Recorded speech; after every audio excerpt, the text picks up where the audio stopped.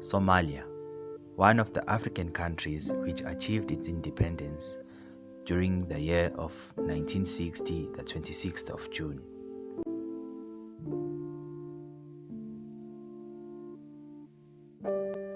The geographical location of Somalia is at the easternmost country of Africa, on the Horn of Africa. It extends from just south of the equator northwards to the Gulf of Aden and occupies an important geopolitical position between sub-Saharan Africa and the countries of Arabia and southwestern Asia. The Republic of Somalia came about during the year of 1960 when they achieved independence.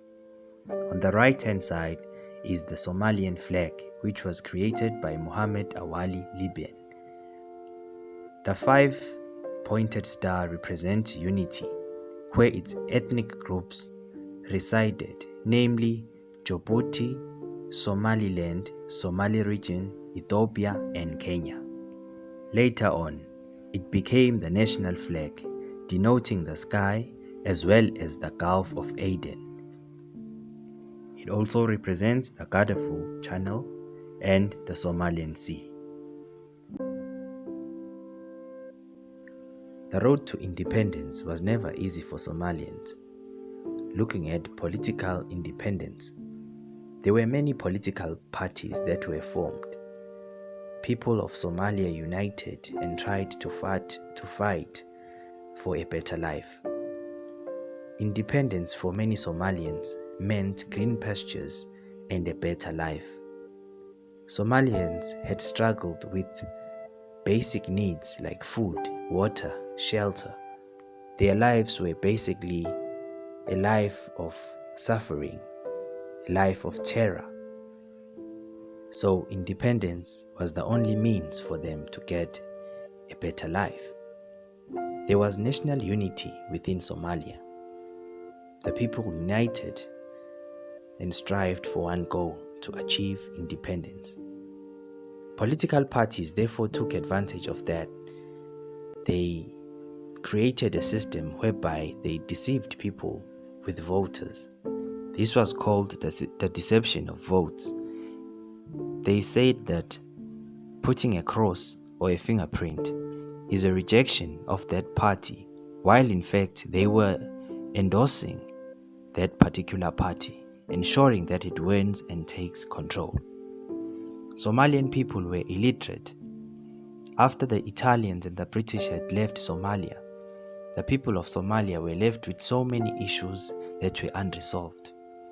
Looking at underdevelopment, unemployment, poverty, sicknesses and diseases, it was difficult for Somalia to stand firm and provide for its people.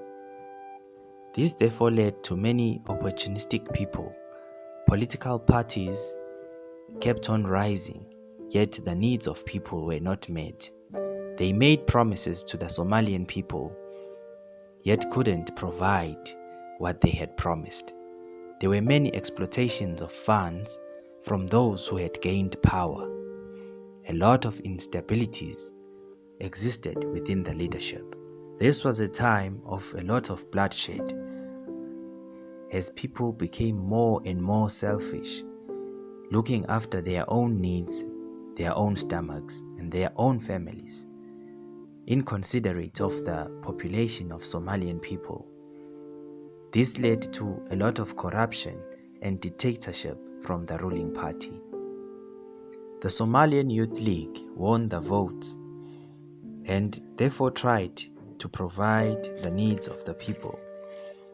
Although there was instability within Somalia. Many of the Somalian leaders were clueless about politics. They just took the positions for power, money, and to develop their own lives. Economic independence also became very difficult for Somalia to achieve. This was because Somalia was at a subsistence level and the new state lacked the administrative capacity to collect taxes from subsistence herders and farmers. They relied on Italian and British subsidies, which funded 31% of the country's population. They depended on these fundings for the first 3 years of their independence. They also received grants and loans from countries within the East and West. Even though these loans and grants led them into debt, but they were able to develop the country through these fundings. They developed the plantation of crops. The livestock export increased. They were able to develop infrastructure like roads, transportation, ports, irrigation of work. This led to the country's financial boom. They came up with modern ways of farming. They developed the farming machinery, they developed the farming strategies, and people were so committed towards agriculture.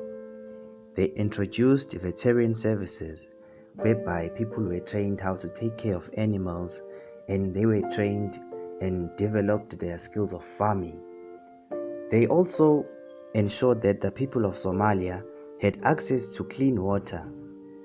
This was in some way a development towards the economy of Somalia, or the betterment of the people of Somalia. Somalians were able to enter the international market for livestock export, and the livestock doubled. They became self-sufficient in banana and sugar cane trading exports. Their dependence on foreign assistance, however, led to the debts to increase.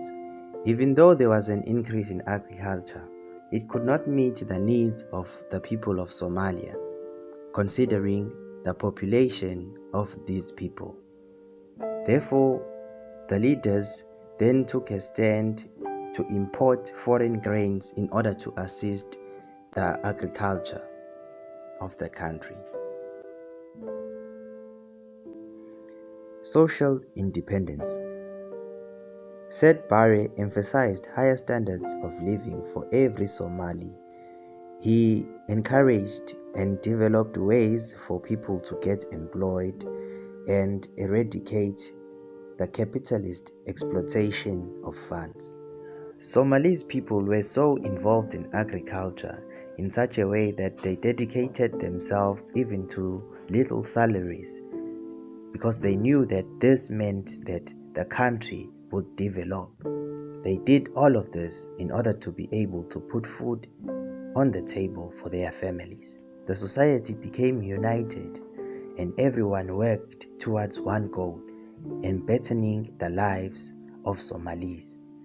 Everyone wanted a better life, a life without poverty, a life without struggle, a better life of having all your basic needs. As there was agricultural boom, many job opportunities were created and new manufacturing methods were developed. New plantations were formed, which were exported to other countries. Said Barre nationalized banks, insurance companies, petroleum firms, sugar refining plants, and agencies for constructing materials and foodstuffs. Somalia became a socio-scientific society. The socialist ideologies were implemented in Somalia. Political parties were banned, National Council abolished, and constitution was suspended. This united the people of Somalia, and they were all committed towards the development of the country. Language and culture were still foreign, although the Somalians had good education, but the language that was used was still foreign, as they used English and Italian languages. The society still struggled, even though these plans and developments were done. Somalians suffered from malnutrition, hunger, diseases, food shortages, cholera, malaria, measles, TB, and Even though the Somalian people still were Muslims, adopting the cultures of the colonizers, they were still rooted in indigenous beliefs, and they had a strong belief in indigenous teachings and languages. Unlike many other countries, African countries, Somalia still has a strong belief in indigenous ways of life, indigenous beliefs, indigenous languages, even their own culture.